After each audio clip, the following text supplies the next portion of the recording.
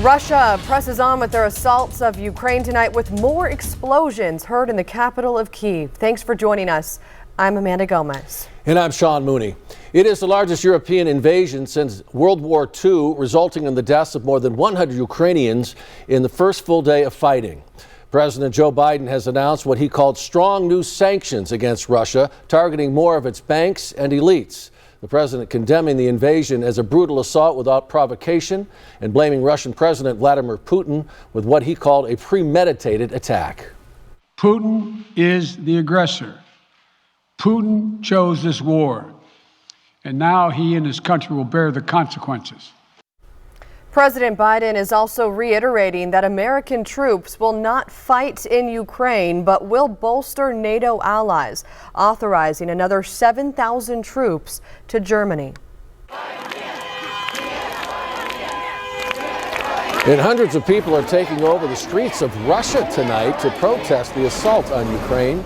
People gathered in Moscow and in St. Petersburg, chanting and holding signs stating "No to war." Police were seen arresting dozens of protesters.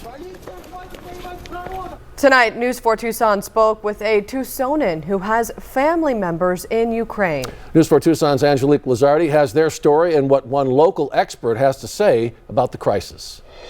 My main concern is the lives of innocent people and the citizens of Ukraine. As tensions continue to increase between Russia and Ukraine, Tucsonan Igor Borisevich tells News 4 Tucson he has family, an aunt, and some cousins who currently live in western Ukraine. Igor says his concern for them continues to grow. I am very worried for them. Like I said, the situation is very tense, and we don't know what's going to happen next.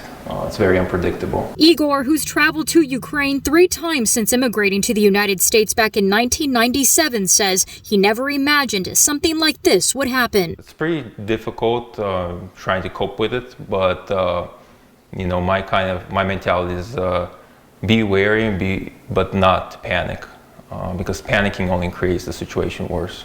We are witnessing the largest invasion in Europe since World War II. Former FBI Assistant Director for Counterintelligence Frank Figluzzi shared his perspective with News 4 Tucson on what this means for our country, specifically protecting our democracy.